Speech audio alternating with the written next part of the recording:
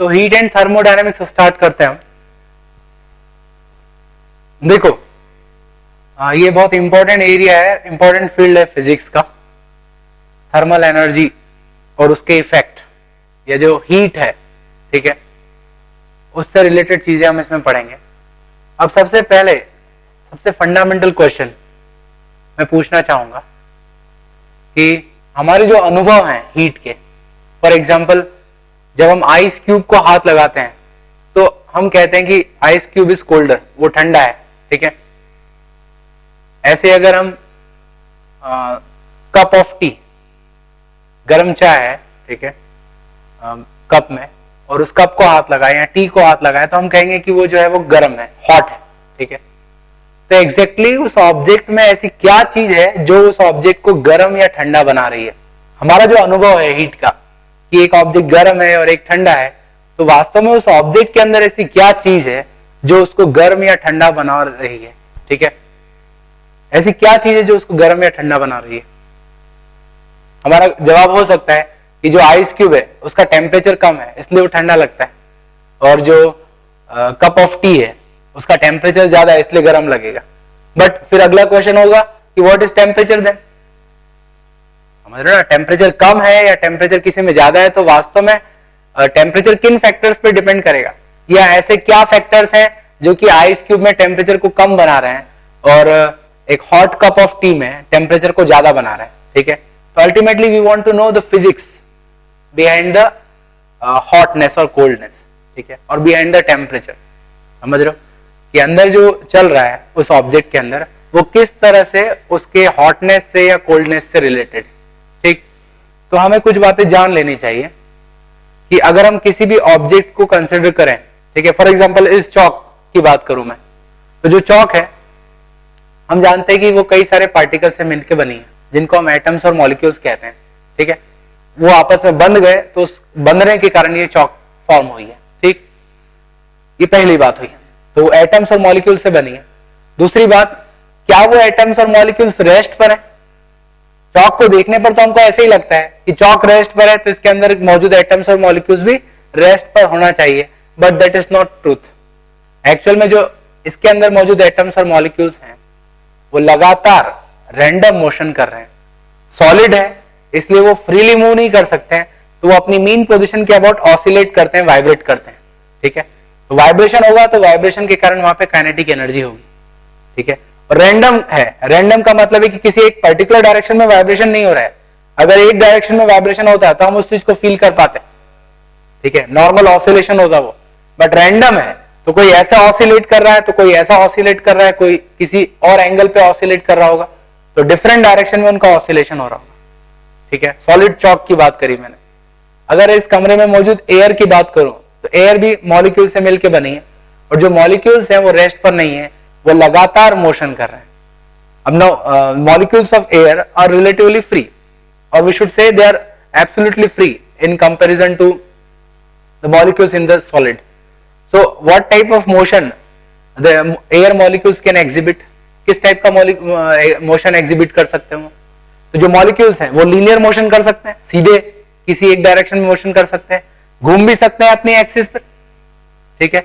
इसके अलावा molecule atom से मिलकर बना है, तो मॉलिक्यूल के अंदर मौजूद जो एटम्स हैं वो भी वाइब्रेट कर रहे होंगे, ऑसिलेशन कर रहे होंगे, ठीक है। तो साधारण जो हमें दिखते हैं ऑब्जेक्ट जो कि रेस्ट पर है, तो उससे हम ये कंक्लूजन नहीं निकाल सकते हैं कि उसके अंदर मौजूद एटम्स और मॉलिक्यूल्स भी रेस्ट पर होंगे। एक्चुअल में हमेशा एटम्स और मॉलिक्यूल्स के पास कुछ एनर्जी होती है जो रैंडम काइनेटिक एनर्जी से या रैंडम मोशन से जुड़ी होती है। उसके अंदर रैंडम मोशन चल रहा है, ठीक है। एयर के अंदर, गैस के अंदर जो रैंडम मोशन है वो तीनों फॉर्म में होगा। लीनियर मोशन होगा, कोई मॉलिक्यूल इधर जा रहा है, कोई इस तरफ जा रहा होगा, कोई नीचे जा रहा है। रैंडमनेस है, कोई पर्टिकुलर डायरेक्शन नहीं है, ठीक है, हर डायरेक्शन में कोई ना कोई मोशन हो रहा होगा। लिक्विड और सॉलिड की बात करें तो वहां पे वाइब्रेशन होगा, लिक्विड में थोड़ा बहुत लीनियर मोशन भी होगा, ठीक है। बट जितने भी मोशन है वो उसमें रैंडमनेस है, एक पर्टिकुलर डिफाइंड डायरेक्शन नहीं है, ठीक है। और रैंडमनेस या रैंडम मोशन से जुड़ी एक काइनेटिक एनर्जी होगी। तो इसका मतलब है कि अंदर मॉलिक्यूल्स के पास भी कुछ इंटरनल एनर्जी है, ठीक है। That internal energy is directly proportional to temperature of gas, या टेम्परेचर ऑफ सॉलिड। किसी भी सब्सटेंस का, ऑब्जेक्ट का जो टेम्परेचर है वो उसके अंदर मौजूद मॉलिक्यूल्स और एटम्स के रैंडम मोशन से जुड़ी काइनेटिक एनर्जी से प्रोपोर्शनेट होगा। तो जितनी ज्यादा अंदर काइनेटिक एनर्जी होगी, ठीक है, मॉलिक्यूल्स जितना तेजी से मोशन कर रहे होंगे, रैंडम मोशन कर रहे होंगे, उतना अधिक टेम्परेचर होगा। ठीक है, तो एक गर्म ऑब्जेक्ट और ठंडे ऑब्जेक्ट में यही डिफरेंस है कि उनके अंदर मौजूद जो मॉलिक्यूल्स है उनका रैंडम मोशन जो है वो डिफरेंट है। मैं एक एग्जांपल लेता हूं। सही, इस ऑब्जेक्ट में एक सिलेंडर लिया है मैंने, सिलेंडर में पानी भर दिया और मान लो पानी ठंडा है। ठीक है, अंदर का पानी ठंडा है और आसपास की जो एयर है वो पानी के कंपैरिजन में गर्म है। ठीक है, आपको मैं बताता हूं कि वास्तव में जो मैं कह रहा हूं रैंडम मोशन, उसको मैं कैसे इसको कनेक्ट करूंगा। तो आसपास की एयर गर्म है और अंदर का पानी ठंडा है। अगर इस पानी को ऐसे ही रख दिया जाए तो कुछ समय के बाद हम देखेंगे कि जो पानी का टेम्परेचर है वो भी सराउंडिंग एयर के टेम्परेचर के बराबर हो जाएगा। कहने का मतलब है पानी ठंडा नहीं रहेगा, कुछ समय के बाद पानी जो है वो साधारण टेम्परेचर पे आ जाएगा। ठीक है, तो अंदर का टेम्परेचर चेंज हुआ, मतलब कुछ ना कुछ चेंज हुआ होगा। अब वास्तव में क्या चल रहा है उसके आसपास से हम प्रेडिक्ट करें तो मॉलिक्यूल्स मोशन कर रहे हैं। बाहर के मॉलिक्यूल्स का जो मोशन है उनकी काइनेटिक एनर्जी ज्यादा है क्योंकि वहां का टेम्परेचर ज्यादा है, और अंदर के जो मॉलिक्यूल्स हैं वो वाइब्रेट कर रहे होंगे। ठीक है, और अल्टीमेटली उनके पास जो एनर्जी है वो कम है। तो ये जब एयर मॉलिक्यूल्स टकराएंगे तो टकराने पर उनका कांटेक्ट होगा वेसल के मॉलिक्यूल्स, और वेसल और वाटर के मॉलिक्यूल्स जो हैं उनकी एनर्जी कम है और बाहर वाले एयर मॉलिक्यूल की एनर्जी ज्यादा है। तो जो कोलिजन होगा उस कोलिजन में एनर्जी का ट्रांसफर होगा। तो एनर्जी का ट्रांसफर, नेट एनर्जी का ट्रांसफर किस तरफ होना चाहिए, पानी के मॉलिक्यूल्स की तरफ या फिर एयर के मॉलिक्यूल्स की तरफ? डेफिनेटली जिसके पास ज्यादा एनर्जी होगी उसकी एनर्जी कम होनी चाहिए और कम एनर्जी वाले पार्टिकल को अपनी एनर्जी दे देगा। जब ये एयर मॉलिक्यूल्स टकराएंगे इस तरह से, इस पानी से या बर्तन से जब वो टकराएंगे तो अपनी एनर्जी का ट्रांसफर कर देंगे बिकॉज ऑफ कोलिजन। किससे? पानी को दे देंगे एनर्जी, और पानी को एनर्जी दे दी तो पानी के मॉलिक्यूल्स का वाइब्रेशन जो है, ऑसिलेशन और बढ़ जाएगा, रैंडमनेस और बढ़ जाएगी। ठीक है, तो रैंडम मोशन की काइनेटिक एनर्जी बढ़ने से अंदर का टेम्परेचर भी बढ़ जाएगा, और ये घटना तब तक चलती रहेगी जब तक कि बाहर की एवरेज काइनेटिक एनर्जी और अंदर की एवरेज काइनेटिक एनर्जी सेम ना हो जाए। उसके बाद में कोलिजन तो होते रहेंगे बट एनर्जी का ट्रांसफर रुक जाएगा। समझ रहे हो ना? तो वास्तव में जो एवरेज काइनेटिक एनर्जी है due to random motion, that is related to temperature. तो अगर कोई ऑब्जेक्ट गर्म है, मतलब हमें कहना चाहिए उसके अंदर मौजूद मॉलिक्यूल्स की average kinetic energy in random motion क्या होगी? ज्यादा होगी। और कोई ऑब्जेक्ट ठंडा है तो उसके अंदर मौजूद मॉलिक्यूल्स की average kinetic energy in random motion कम हो। तो ये फर्क है। तो वास्तव में इंटरनल एनर्जी जो है उसके अंदर की, वो डिफरेंस बनाती है किसी गर्म ऑब्जेक्ट में और ठंडे ऑब्जेक्ट। क्या मेरी बात क्लियर है? हाँ, एक और चीज, एक मिसकंसेप्शन है हॉट और कोल्ड। जो हॉट और cold they are relative terms. For example, बर्फ को हाथ लगाने पे हमें ठंडा महसूस होता है। ठीक है, तो इसका मतलब ये है कि हमारे बॉडी टेम्परेचर और आइस के टेम्परेचर में डिफरेंस है। आइस का टेम्परेचर हमसे कम है इसलिए हमको वो ठंडा लग रहा है। ठीक है, इसी के अपोजिट एक गर्म पानी लो, गर्म पानी में अगर हम हाथ डालें, कांटेक्ट में रखें, तो उस केस में वो हमें गर्म लगता है क्योंकि हमारे रेस्पेक्ट में उसका टेम्परेचर ज्यादा है। तो हम कहेंगे we are colder, that is hotter, water is hotter.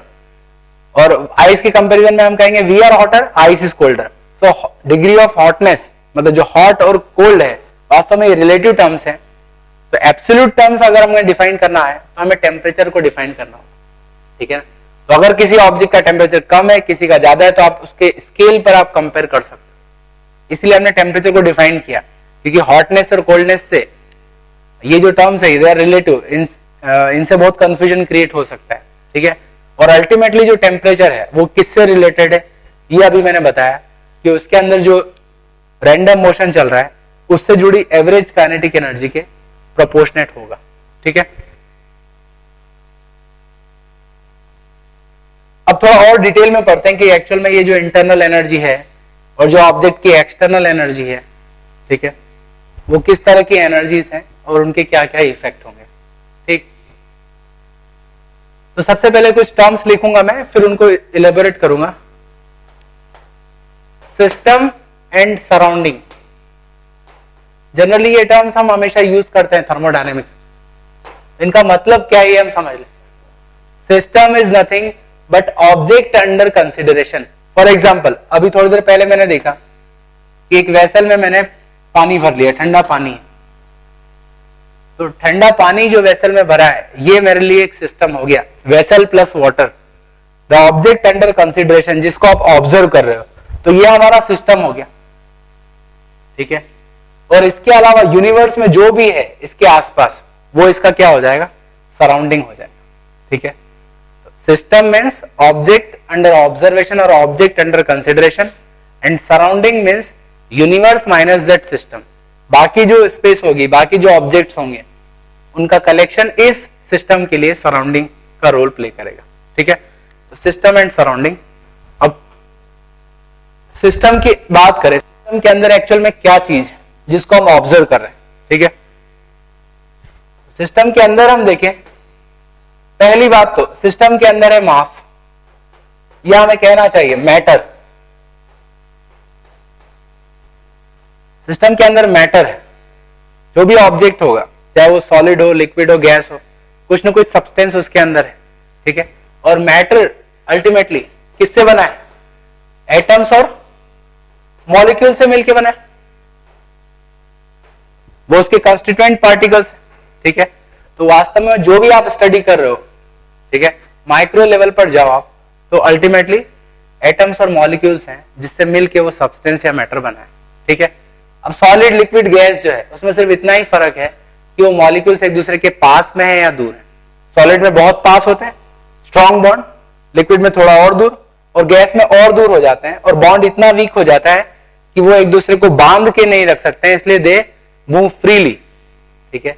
इसलिए हम उसको जो स्टेट है कहते हैं कि गैसेस स्टेट में चला गया या स्टेट में चेंज आ गया। स्टेट तो बेसिकली उनका डिग्री ऑफ क्लोजनेस है, कितना पास है या कितना दूर है, ठीक है। एनीवे, बट अल्टीमेटली उसके अंदर एटम्स और मॉलिक्यूल्स। तो सिस्टम के अंदर मैटर है, और सिस्टम के अंदर क्या है, तो सिस्टम के अंदर एनर्जी है। सिस्टम की अपनी खुद की एनर्जी होगी, जो भी ऑब्जेक्ट को आप देख रहे हो उसकी कुछ ना कुछ एनर्जी होगी। अब इसको और एलोबरेट करें हम कि ये एनर्जी किन किन फॉर्म में होगी, तो जो सिस्टम है उसके पास दो तरह की एनर्जी है, external energy and internal energy.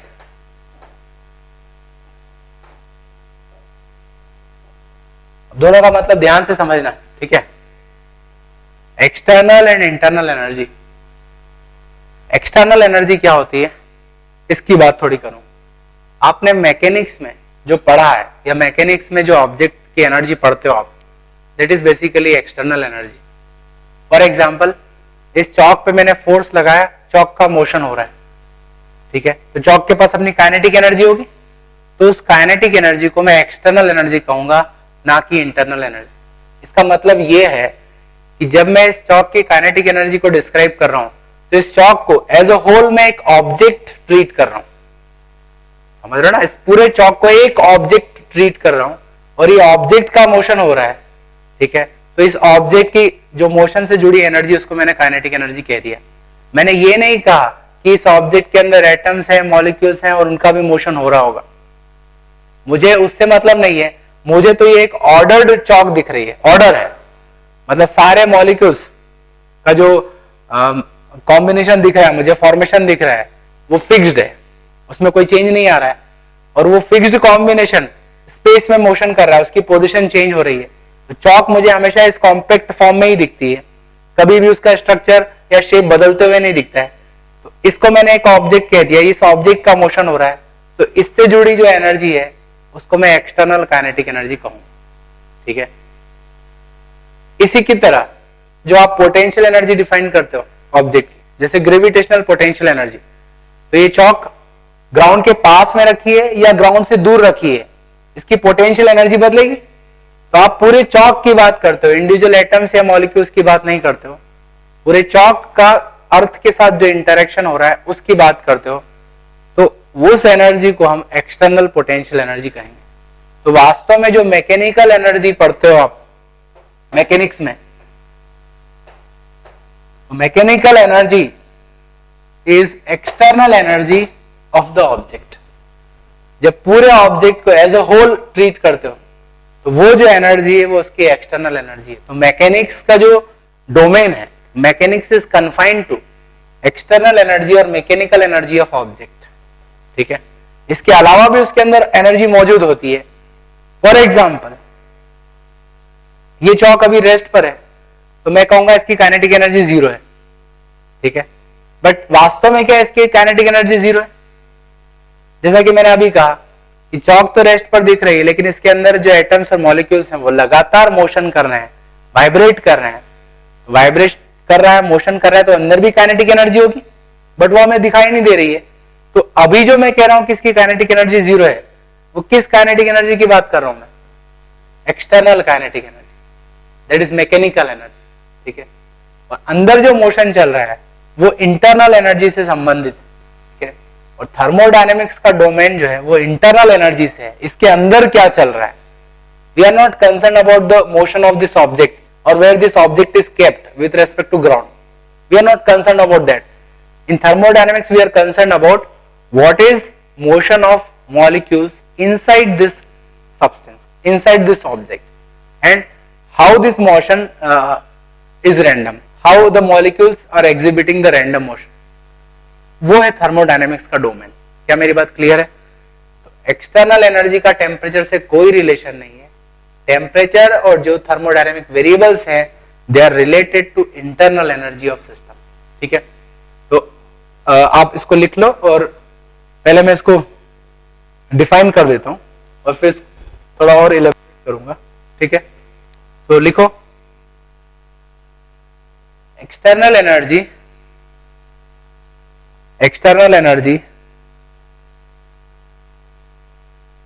Is sum of kinetic energy and potential energy, sum of kinetic energy and potential energy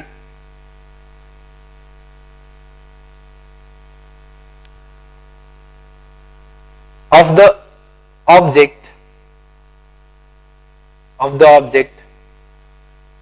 when it is considered as a whole,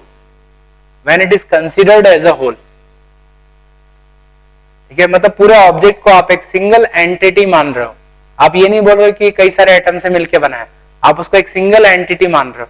ठीक है, पूरे ऑब्जेक्ट को एज अ होल एक single entity treat करोगे तो उससे जुड़ी जो एनर्जी है that is external energy, right. अब मैं इंटरनल एनर्जी की बात करूंगा।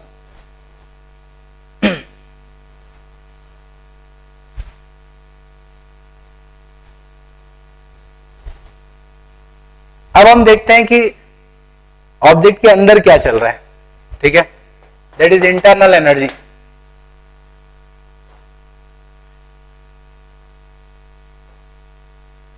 जैसा कि मैंने कहा कि जो ऑब्जेक्ट है उसके अंदर के जो मॉलिक्यूल्स हैं, एटम्स, वो लगातार मोशन कर रहे हैं। ठीक है, but that motion is random. उसका जो मोशन है वो रैंडम है। ठीक है, मोशन जहां भी होगा वहां काइनेटिक एनर्जी होगी। सो इंटरनल एनर्जी का पहला जो कंस्टिट्यूएंट होगा that is kinetic energy of molecules in random motion.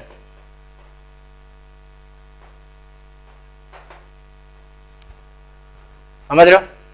जो मॉलिक्यूल्स है उनका रैंडम मोशन चल रहा है, और रैंडम मोशन से जुड़ी काइनेटिक एनर्जी जो है वो इंटरनल एनर्जी में इंक्लूड होगी। ठीक है ना, क्योंकि एक्सटर्नली हम इस चीज को नहीं देख पा रहे हैं, या हम देख भी पा रहे हो तो हम इसको इग्नोर कर रहे हैं। We are considering object as a whole. ठीक है, तो पहली बात तो ये चल रहा है इसके अंदर। और दूसरा, क्या कोई और एनर्जी आप कंसिडर कर सकते हो इसके अंदर क्या चल रहा होगा? जो मॉलिक्यूल्स हैं और जो एटम्स हैं उनके बीच में भी इंटरेक्शन चलता है। वो एक दूसरे को अट्रैक्ट करते हैं, रिपेल करते हैं, तो अंदर भी उनके बीच में फोर्सेस इन्वॉल्व होते हैं। ठीक है, और जहां भी इंटरेक्शन होगा वहां पे पोटेंशियल एनर्जी हम डिफाइन कर सकते हैं। ठीक है, पोटेंशियल एनर्जी का मतलब क्या है? फॉर एग्जांपल अर्थ और चॉक के बीच में इंटरेक्शन है, अट्रैक्शन है।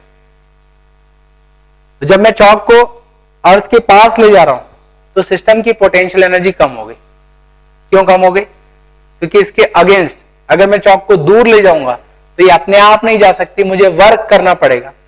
दैट मीन्स जो भी मैंने वर्क किया है इस चौक पे, वो वर्क इसकी पोटेंशियल एनर्जी के फॉर्म में स्टोर हो। तो यहां ज्यादा पोटेंशियल एनर्जी होगी, यहां कम होगी। तो जब ऑब्जेक्ट के बीच में अट्रैक्शन है तो पास में पोटेंशियल एनर्जी कम होती है और दूर पोटेंशियल एनर्जी ज्यादा होती है। ऐसे मॉलिक्यूल्स के बीच में भी अट्रैक्शन होगा, तो जब वो एक दूसरे के पास में होंगे तो उस केस में पोटेंशियल एनर्जी कम होगी और दूर जाएंगे तो पोटेंशियल एनर्जी बढ़ेगी। ऐसे जहां रिपल्शन होगा वहां उल्टा होगा, दूर जाने पे पोटेंशियल एनर्जी कम होती है और पास आने पे पोटेंशियल एनर्जी बढ़ती है। तो मॉलिक्यूल्स के बीच में इंटरेक्शन हो रहा है, अट्रैक्शन और रिपल्शन हो रहा है, तो इस कारण से क्या होगा, वहां भी पोटेंशियल एनर्जी होगी। ठीक है, तो second thing is potential energy associated with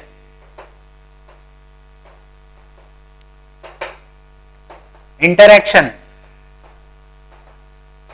among molecules।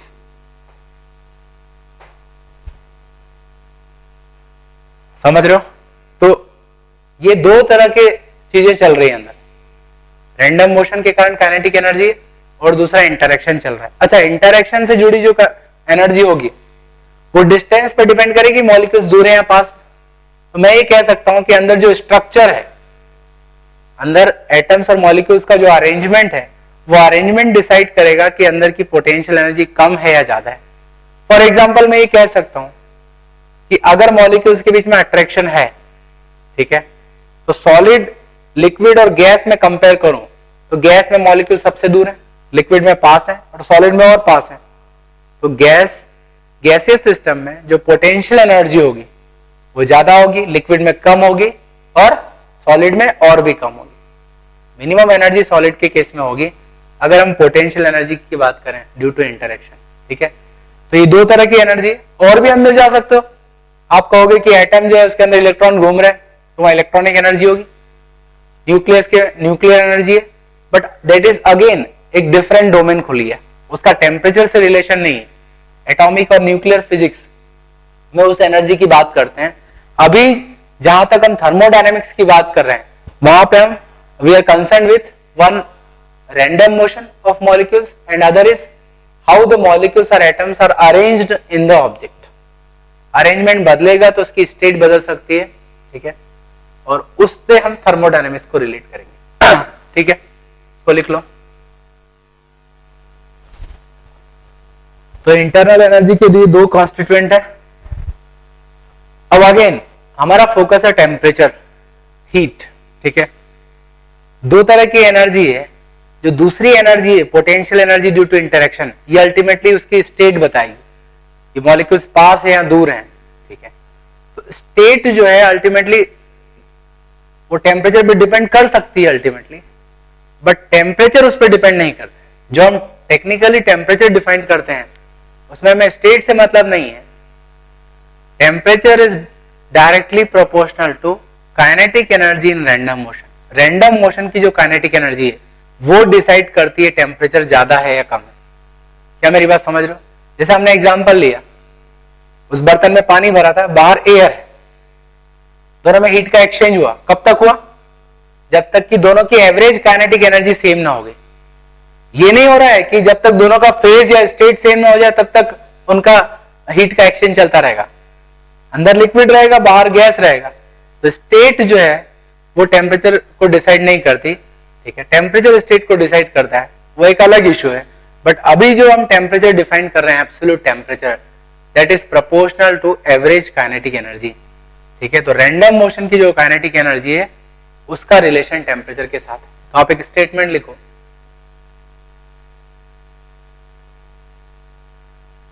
The kinetic energy due to random motion, kinetic energy due to random motion is directly proportional to absolute temperature, is directly proportional to absolute temperature of object।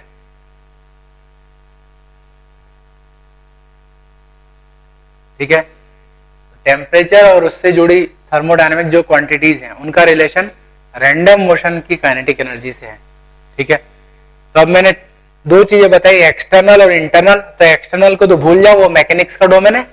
Internal energy में भी दो part है, potential energy और दूसरी kinetic energy. तो we are concern with kinetic energy. अब इसके implication क्या होंगे वो समझो, ठीक है। फॉर एग्जाम्पल से एक मेटालिक ऑब्जेक्ट है जो कि गर्म है, जो मेटालिक ऑब्जेक्ट है वो गर्म है, मतलब इसके अंदर के जो एटम्स हैं वो बहुत ज्यादा ऑसिलेशन कर रहे होंगे, रैंडम मोशन के कारण ऑसिलेशन हो रहा होगा, ठीक है। इस मेटालिक ब्लॉक को मैंने ग्राउंड पे रख दिया, और सेकंड केस में मैंने इसको एक कार में रख दिया, सेम ऑब्जेक्ट को, और कार जो है हाई स्पीड से मोशन कर रही है। और थर्ड केस में इस मेटालिक ऑब्जेक्ट को मैंने काफी हाइट पर रख दिया, ठीक है। अब किस केस में इस मेटालिक ऑब्जेक्ट का टेम्परेचर ज्यादा होगा, फर्स्ट केस में, सेकंड केस में, या थर्ड केस में? एक बार उसको ग्राउंड पे रख दिया, एक बार कार में रख दिया, मूविंग कार में, और एक बार किसी हाइट पर रख दिया, तो किस केस में इसका टेम्परेचर ज्यादा होगा? यस, किस केस में इसका टेम्परेचर ज्यादा होगा? हाँ, सेम होगा, क्योंकि अल्टीमेटली जो है temperature is related to kinetic energy due to random motion. और अगर रैंडम मोशन को देखना है तो आप ग्राउंड से नहीं देख पाओगे, उसको देखने के लिए आप जो ऑब्जेक्ट है उसके सेंटर ऑफ मास पर चले जाओ, attach the reference frame with the centre of mass, उसके अंदर चले जाओ, तब आपको रैंडम मोशन दिखेगा कि इधर जा रहा है, ये उस तरफ जा रहा है। समझ रहे हो इस चीज को? तो रैंडम मोशन हमेशा उसकी फ्रेम में डिफाइन किया जाता है, तो आप इसको कहीं भी रख दो, इसकी रैंडम मोशन की काइनेटिक एनर्जी वही की वही रहेगी। तो तीनों केस में टेम्परेचर सेम होगा। फर्क किस बात का आ रहा है? एक्सटर्नल एनर्जी का आ रहा है। यहाँ पे एक्सटर्नल एनर्जी जीरो है, यहाँ पर मोशन के कारण एक्सटर्नल एनर्जी है, और यहाँ पर हाइट के कारण एक्सटर्नल एनर्जी है। But external energy has nothing to do with temperature of object. हाँ, इस ऑब्जेक्ट को अगर मैं ठंडा कर दूं, मान लो इसके आसपास मैंने बर्फ रख दी, ये ठंडा हो, अब इस ठंडे ऑब्जेक्ट को मैं यहां रखूं, कार में रखूं और इसके ऊपर रख दूं, ठीक है, तो अब मैं कहूंगा कि उस ऑब्जेक्ट का टेम्परेचर कम हो गया। बट कम क्यों हो गया? क्योंकि मैंने उसको ठंडा किया है, ना कि उसको कार में रखा है, किसी हाइट पर रखा। क्या मेरी बात समझ रहे हो? तो मैकेनिक्स की जो प्रॉब्लम है that is dealing with external energy, that is mechanical energy, और जो थर्मोडायनेमिक्स की प्रॉब्लम है we are concern with the internal motion, जो रैंडम मोशन है उससे हमारा कंसर्न है। दोनों अलग अलग डोमेन है, ठीक। अब मेरा दूसरा प्रश्न है, क्या एक्सटर्नल एनर्जी को इंटरनल एनर्जी में कन्वर्ट किया जा सकता है, या इंटरनल एनर्जी को एक्सटर्नल एनर्जी में कन्वर्ट किया जा सकता है? सोचो इस चीज को। ये बात तो पक्की हो गई कि इंटरनल एनर्जी टेम्परेचर से रिलेटेड या थर्मोडायनेमिक्स से रिलेटेड है, बट क्या एक्सटर्नल और इंटरनल एनर्जी में कन्वर्जन हो सकता है, इंटर कन्वर्जन हो सकता है? हो सकता है। एग्जाम्पल?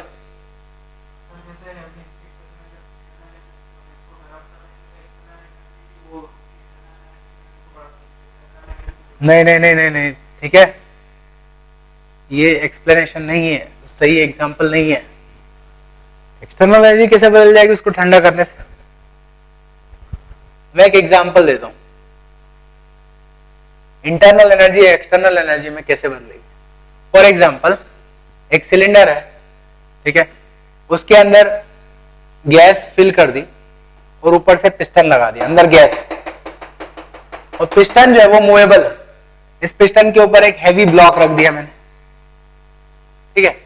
अब मैं क्या करता हूं, इसको गर्म करता हूं, इसको बाहर से हमने हीट दी, तो हीट देने के कारण ये गर्म हो जाएगा, और गर्म होने के कारण क्या होगा? What is heat? और इंटरनल एनर्जी क्या है? अभी मैंने बताया। टेम्परेचर क्या है वास्तव में? That is related to random motion kinetic energy.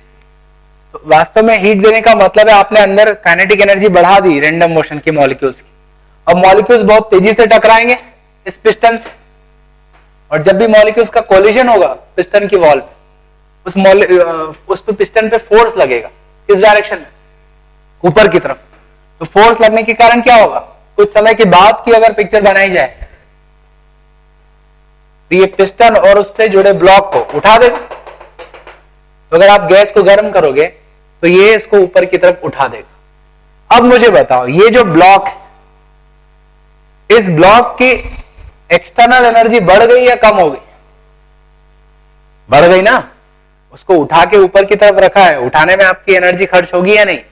तो इस ब्लॉक के पास अब ज्यादा एक्सटर्नल एनर्जी है, और वो कहां से आई है? वो आई है इसकी इंटरनल एनर्जी से, ठीक है। तो इसने वर्क किया और वर्क के थ्रू उस इंटरनल एनर्जी को दूसरे ब्लॉक की एक्सटर्नल एनर्जी में बदल दिया। क्या मेरी बात क्लियर है? तो इंटरनल एनर्जी एक्सटर्नल एनर्जी में बदल जाएगी। हाँ, ये बात तय है कि अगर इसने वर्क किया तो इसका खुद का टेम्परेचर कम हो जाएगा, खुद की एनर्जी कम हो जाएगी, क्योंकि एनर्जी उसने बाहर दी, ठीक है। तो उस टेम्परेचर को बढ़ाने के लिए बाहर से हीट की जरूरत पड़ेगी। Anyway, that is different question. Internal engine में, जो ऑटोमोबाइल इंजन होता है, उसमें यही होता है, जब पेट्रोल या डीजल जलता है तो वहां पे हीट प्रोड्यूस होती है। हीट का मतलब है इंटरनल एनर्जी। अंदर वो गर्म है, गैसेस मिक्सचर, गर्म होने का मतलब है रैंडम मोशन की काइनेटिक एनर्जी ज्यादा है। वो पिस्टन से टकराता है तो पिस्टन का मूवमेंट होता है, पिस्टन के मूवमेंट से के कारण व्हील का मूवमेंट होने लगता है, और वो जो कार या बाइक है वो उसका मोशन होने लगता है। तो अल्टीमेटली जो इंटरनल एनर्जी थी गैसेस मिक्सचर की, वो किस में कन्वर्ट हो गई? एक्सटर्नल एनर्जी में। तो कन्वर्जन इज पॉसिबल। क्या उल्टा कन्वर्जन पॉसिबल है, एक्सटर्नल टू इंटरनल? हो सकता है क्या external to internal? Yes, definitely हो सकता है। अभी रबिंग कर रहा हूं मैं, ठीक है, तो क्या हो रहा है, इन पाम्स को रबिंग करने पर क्या होगा? रबिंग कर रहा हूं मतलब इसकी काइनेटिक एनर्जी है। कौन सी काइनेटिक एनर्जी है? एक्सटर्नल या इंटरनल? एक्सटर्नल काइनेटिक एनर्जी, ठीक है। और रबिंग के कारण मेरे हाथ गर्म हो जाएंगे, तो अल्टीमेटली फ्रिक्शन के कारण ये जो मॉलिक्यूल्स है उनका रैंडम मोशन का जो काइनेटिक एनर्जी वो बढ़ गया। तो मेरे हाथों की kinetic energy ultimately random motion की काइनेटिक एनर्जी में बदल गई। मतलब एक्सटर्नल एनर्जी जो है वो इंटरनल एनर्जी में बदल सकती है, ठीक है। वो कन्वर्जन पॉसिबल है, ओके।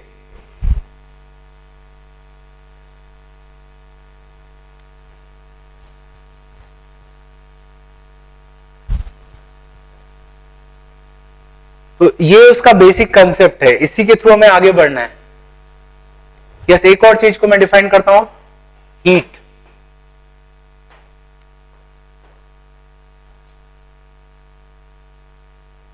देखो टेक्निकल की डेफिनेशन क्या है उसको हम देखें। दो ऑब्जेक्ट ले रहा हूं मैं, ए और बी, दोनों का टेम्परेचर डिफरेंट है।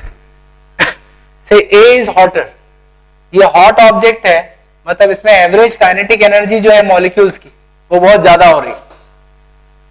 एंड से बी इज कोल्डर, यहां पर एवरेज काइनेटिक एनर्जी कम।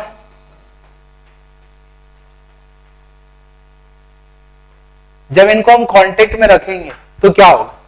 तो कांटेक्ट पे आने पर डेफिनेटली इन मॉलिक्यूल्स का आपस में कोलिजन होगा, और कोलिजन के कारण नेट एनर्जी का ट्रांसफर किधर होगा? ए से बी की तरफ। तो कोलिजन के कारण एनर्जी का यहां से ट्रांसफर होगा ए से बी की तरफ, ठीक है। तो जितनी एनर्जी का ट्रांसफर हुआ है उस ट्रांसफर्ड एनर्जी को हम हीट कहते हैं, ठीक है।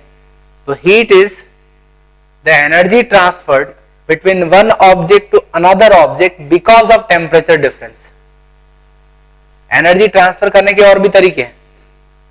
इसको एनर्जी देना है तो मैंने फोर्स अप्लाई कर दिया, तो मैंने वर्क किया है। तो एक तो वर्क करके एनर्जी ट्रांसफर कर सकते हैं, और दूसरा तरीका है बिकॉज ऑफ टेम्परेचर डिफरेंस भी एनर्जी का एक्सचेंज हो सकता है। So heat is transferred energy between the two objects because of temperature difference. Transferred energy between two objects because of temperature difference. ठीक है, जो ट्रांसफर हो रहा है उस एनर्जी को हीट कहते हैं। तो कॉमन लैंग्वेज में जब हम कहते हैं वो बात गलत है। हम कहते हैं कि ए गर्म है तो इसके पास ज्यादा हीट है, बी ठंडा है तो इसके पास कम हीट है। So heat is not energy which is contained in the object. Heat is the energy which is exchanged. जो ट्रांसफर हो रहा है उसको हीट कहते हैं. Remember that thing. जो एनर्जी अंदर है उसको हम हीट नहीं कहते हैं, उसको इंटरनल एनर्जी कहते हैं. क्या मेरी बात क्लियर है? तो हीट इज ट्रांसफर्ड एनर्जी. तो दो तरह से ट्रांसफर हो सकता है, एक हीट के जरिए, टेम्परेचर डिफरेंस के जरिए, और दूसरा फोर्स के जरिए.